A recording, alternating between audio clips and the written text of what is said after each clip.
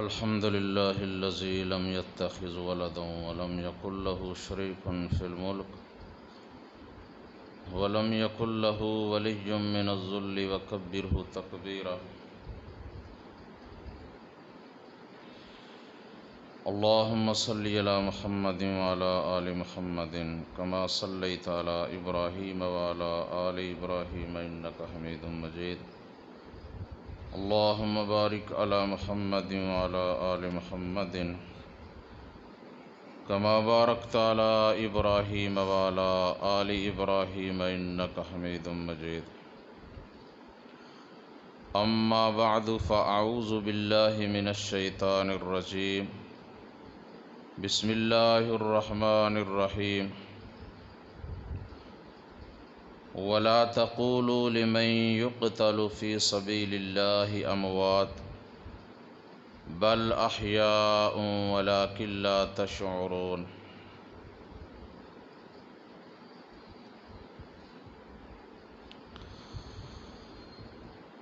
وقال الله تبارك وتعالى: كل نفس ذائقة الموت ثم إلينا ترجعون.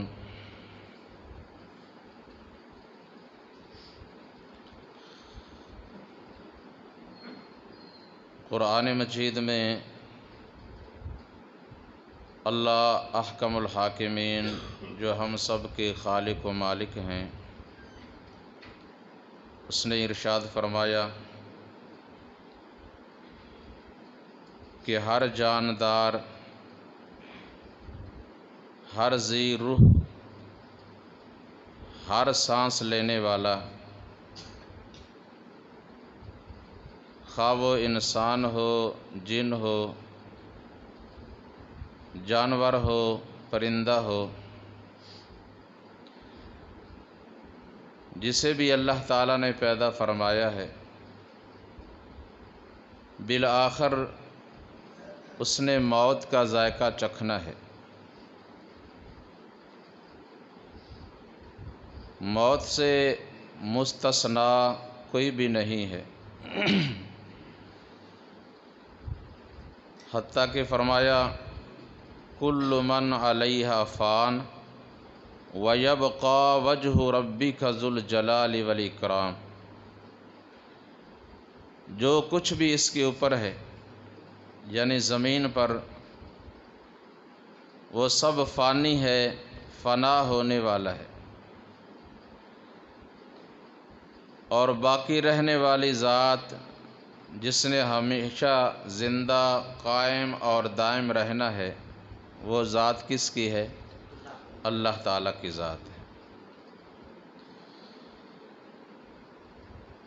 اور یہ انسان جو اپنے آپ کو بڑا سمجھ رہا ہے، اس کی حقیقت کیا ہے؟ آدمی کا جسم کیا ہے؟ شیدا ہے جس پہ جہاں، ایک مٹی کی عمارت، ایک مٹی کا مکان، خون کا گارا ہے اس میں اور اینٹیں ہیں ہڈیاں، چند سانسوں پہ کھڑا ہے یہ خیالی آسماں.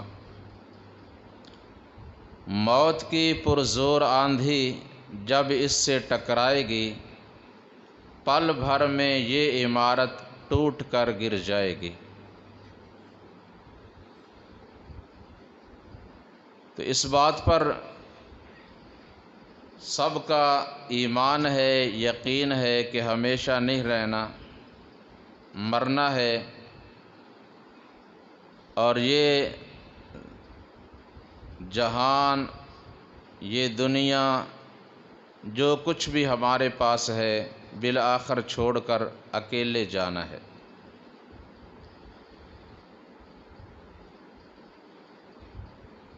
تو بہترین موت،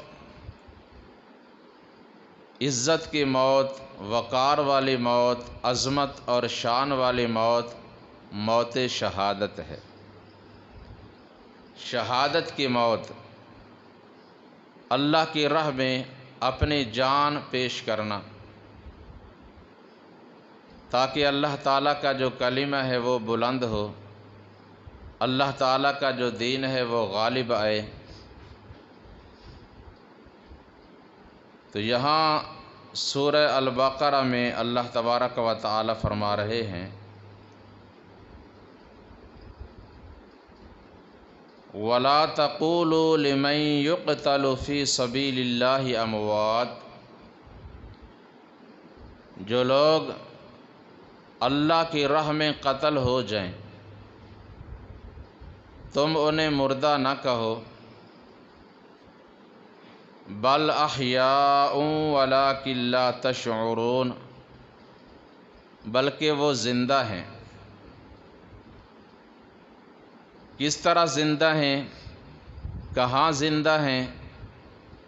فرمایا تمہیں اس بات کا شعور نہیں ہے، تم نہیں سمجھ سکتے، تمہارا ایمان لانا لازم ہے، اور اصل کیفیت یہ اللہ تعالیٰ کو ہی معلوم ہے۔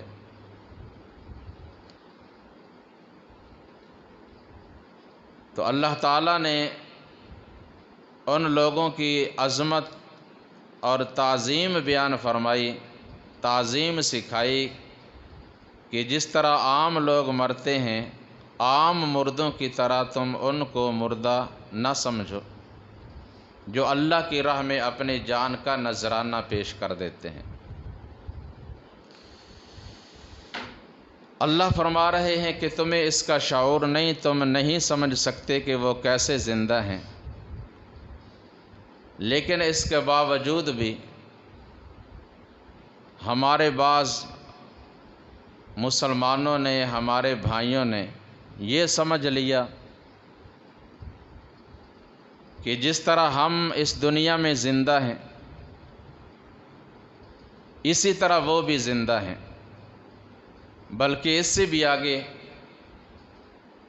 کہ ہم تو ایک محدود جگہ پہ ہوتے ہیں، لیکن شہید لوگ ہر جگہ پہ ہوتے ہیں، ہر وقت ہر جگہ پہ حاضر اور ناظر ہوتے ہیں، اور ان کے پاس سارے کام کرنے کے اختیارات بھی ہوتے ہیں، اور وہ لوگوں کی مشکلات کو حل بھی کرتے ہیں، حاجات کو پورا بھی کرتے ہیں۔ تو یہ باتیں کہاں سے سمجھ لیں جبکہ اللہ تعالیٰ نے فرما دیا کہ جس طرح وہ زندہ ہیں تمہیں ان کی زندگی کا شعور نہیں ہے۔ تو یہ غلو، مبالغہ آرائی، قیاس آرائیاں اپنی طرف سے، تو ایسی باتوں کو سوچنا، سمجھنا اور خیال کرنا یہ جائز نہیں ہے، اور نہ ہی اس کی کسی کے پاس کوئی شرعی دلیل ہے۔ یہاں اللہ تعالیٰ نے اتنا فرمایا کہ جس طرح وہ زندہ ہیں تمہیں اس کا شعور نہیں ہے۔ دوسری جگہ پہ سورہ آل عمران میں اللہ سبحانہ و تعالیٰ نے ان لوگوں کی شہادت کو بیان کیا جنہوں نے غزوہ احد میں ہمارے پیارے نبی محمد کریم صلی اللہ علیہ وسلم کی قیادت میں اللہ کی راہ میں جہاد کیا، بہت سے زخمی ہوئے، اور 70 اصحاب کرام رضوان اللہ تعالی علیہم اجمعین شہید ہوئے، جن میں حضرت جابر رضی اللہ تعالیٰ عنہ کے والد عبداللہ ہیں، عبداللہ ابن حرام، سعد ابن ربیع، مصعب ابن عمیر، غسیل ملائکہ حنظلہ، اور سیدنا عبداللہ بن جہش، زیاد بن سکن، اور نبی اکرم صلی اللہ علیہ وسلم کے چچا سیدنا امیر حمزہ رضی اللہ تعالی عنہم اجمعین۔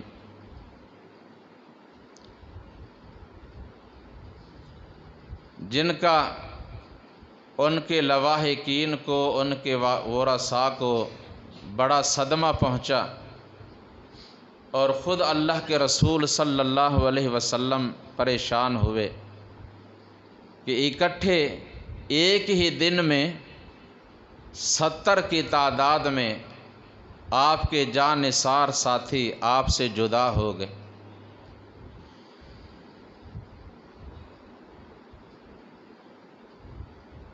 تو اللہ احکم الحاکمین نے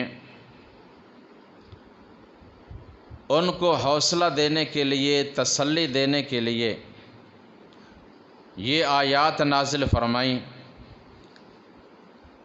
وَلَا تَحْسَبَنَّ الَّذِينَ قُتِلُوا فِي سَبِيلِ اللَّهِ أَمْوَاتًا، کہ جو لوگ اللہ کی راہ میں قتل ہو گئے ہیں نا، تم انہیں مردہ نہ سمجھو، بل احیاء، بلکہ وہ زندہ ہیں۔ کہاں زندہ ہیں؟ احیاء عند ربہم، وہ زندہ ہیں اپنے رب کے پاس۔ کہاں زندہ ہیں؟ اپنے رب کے پاس۔ یرزقون، ان کو ان کے رب کی طرف سے رزق دیا جاتا ہے۔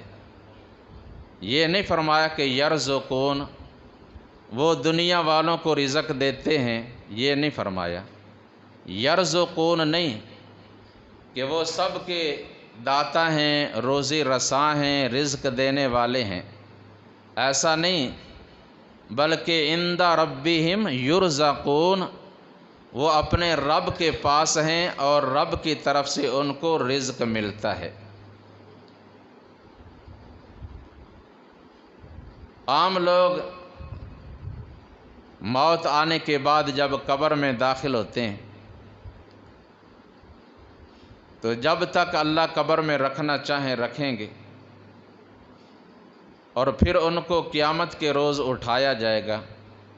البتہ نیک لوگ، فرمایا کہ ان کی قبر جنت کے باغوں میں سے ایک باغ ہے، جنت کی طرف سے دروازہ کھل جاتا ہے، جنت کا بستر بچھا دیا جاتا ہے، جنت کا لباس پہنا دیا جاتا ہے، اور کہہ دیا جاتا ہے نم کا نومۃ العروس، جس طرح دلہن سو جاتی ہے اس طرح سو جا، جس کو وہی اٹھائے گا، وہی جگائے گا کہ جو اس کے گھر والوں میں سب سے زیادہ اس کو عزیز ہوگا۔ اور پھر قیامت کے روز اللہ تعالیٰ باقاعدہ اس کو اٹھائیں گے، اور اس کے بعد اس کو اللہ تعالیٰ جنت میں داخل فرمائیں گے۔ لیکن صحیح بخاری و مسلم صحیح حدیث، رسول اکرم صلی اللہ علیہ وسلم فرماتے ہیں کہ جو شہداء کی ارواح ہیں، یعنی ان کی روحیں جو ان کے جسموں سے نکلتی ہیں، تو اللہ تعالیٰ ان کو جنت میں بھیج دیتے ہیں، اور وہاں سبز پرندوں کے اندر، جنت میں سبز پرندوں کے اندر اللہ تعالیٰ ان کی روحوں کو داخل فرما دیتے ہیں، اور وہ پرندے پھر اڑتے ہیں جنت کی، یعنی پوری جنت کی سیر کرتے ہیں۔ شہداء کی روحیں سبز پرندوں کے اجسام میں پوری جنت کی سیر کرتی ہیں، اور پھر فرمایا کہ اللہ تعالیٰ کے عرش کے ساتھ فانوس لٹکے ہوئے ہیں، جیسے یہ فانوس لگا ہے نا چھت کے ساتھ، جب فانوس جلتے ہیں تو کتنے پیارے اور خوبصورت لگتے ہیں، اور وہ جنت کے فانوس جو عرش کے ساتھ لٹکے ہیں، ان کی کیفیت ان کی بناوٹ، ان کی سجاوٹ، ان کی خوبصورتی کے کیا کہنے، جس کی کوئی انتہا نہیں۔ تو جس طرح پرندے اڑتے ہیں اور پھر درختوں کی ٹہنیوں پر، شاخوں پر بیٹھتے ہیں، وہ پرندے جو جنت کے اندر ہیں، جن کے اندر شہداء کی روحیں ہیں، وہ ان فانوسوں پہ بیٹھتے ہیں، اور جب بیٹھتے ہیں تو اللہ رحیم و کریم ان سے سوال کرتے ہیں، ان سے پوچھتے ہیں بڑی شفقت، بڑی محبت اور بڑے پیار کے ساتھ کہ اے میری راہ میں اپنی جانوں کے نذرانے پیش کرنے والے، شہید ہونے والوں، مجھے بتاؤ کیا تمہاری کوئی اور چاہت ہے، کوئی اور آرزو، کوئی تمنا؟ کیا عظمت ہے شہداء کی۔ اللہ سب کچھ عطا فرما دینے کے بعد پھر پوچھ رہے ہیں کہ تمہاری اور کوئی خواہش ہے تو بتاؤ، اسے بھی پورا کر دیا جائے گا۔ اب آپ نے توجہ سے بات کو سننا اور سمجھنا ہے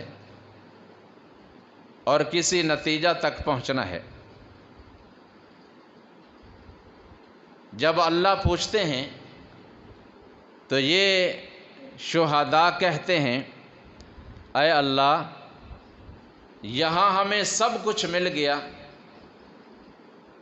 آزادی اتنی کہ ہم جنت کے اندر جہاں چاہیں جا سکتے ہیں، ہم اڑ رہے ہیں، سیر کر رہے ہیں، کھا پی رہے ہیں، ساری نعمتیں وافر مقدار میں ہیں، کسی چیز کی کوئی کمی نہیں ہے، اور ہمیں کیا چاہیے؟ اللہ تعالیٰ پھر پوچھتے ہیں، بار بار پوچھتے ہیں۔ تو یہ شہداء کہتے ہیں کہ اچھا، اگر یہ بات ہے تو پھر ہمارے ایک آرزو ہے، اسے پورا کیا جائے۔ اللہ پوچھتے ہیں وہ کیا؟ یہ کہتے ہیں کہ ہمیں دوبارہ پھر دنیا کے اندر بھیج دیا جائے۔ ہمیں دوبارہ پھر کہاں بھیج دیا جائے؟ دنیا کے اندر۔ تو یہاں سے کیا معلوم ہوا کہ وہ صرف جنت میں ہیں، اس دنیا کے اندر نہیں ہیں۔ اگر جنت میں بھی ہیں، دنیا میں بھی ہیں، تو پھر دنیا میں آنے کی وہ تمنا کیوں کر رہے ہیں؟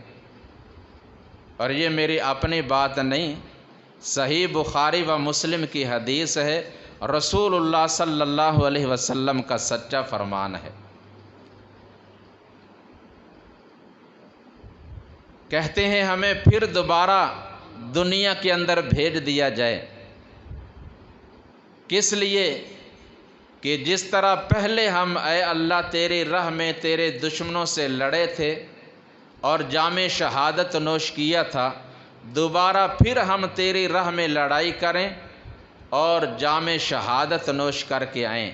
اس لیے کہ اللہ کی راہ میں جان کی قربانی دیتے ہوئے جو لطف، جو مزہ آتا ہے، وہ کسی اور چیز میں نہیں ہے۔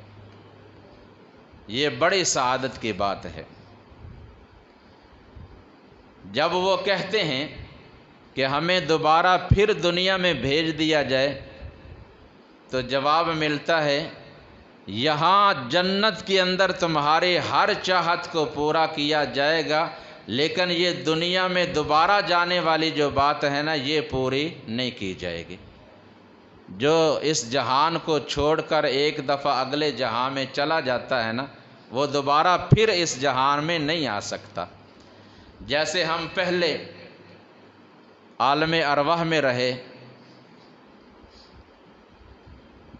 ماں کے پیٹوں میں رہے، اب دوبارہ ہم میں سے واپس کوئی جانا چاہے تو جا سکتا ہے، آگے ہی جائے گا، پیچھے واپس نہیں جائے گا۔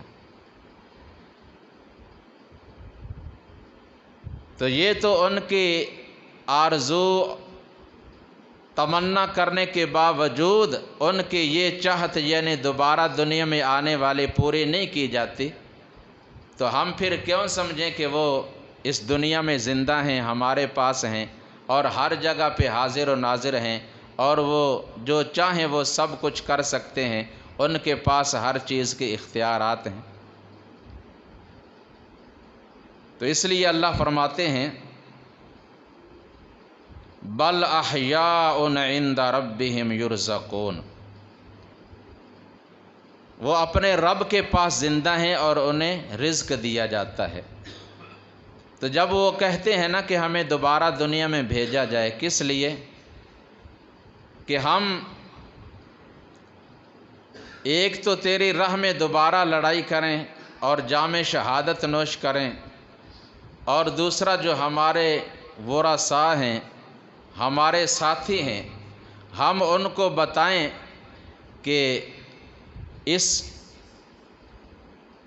موت شہادت کی وجہ سے اللہ تبارک و تعالی نے ہمیں بڑی عزت، بڑا اعزاز عطا فرمایا ہے، اور دنیا والوں سے کہیں کہ تم بھی اللہ کی راہ میں جہاد کرو اور اللہ تعالیٰ کے دین کی سر بلندی کے لیے قربانیاں پیش کرو۔ ہمیں اللہ تعالیٰ نے بڑی عزت سے نوازا ہے۔ تو جواب ملتا ہے کہ یہ جو تمہارا پیغام ہے نا، جو تم دنیا والوں کو بتانا چاہتے ہو، یہ تمہاری بات ان تک ہم پہنچا دیں گے، یہ تمہاری بات ہم ان تک پہنچا دیں گے، دنیا والوں کو بتا دیں گے۔ تو اللہ تعالیٰ نے بتایا، اور شروع میں یہ آیت نازل ہوئی تھی، جو الفاظ بعد میں اٹھا لیے گئے۔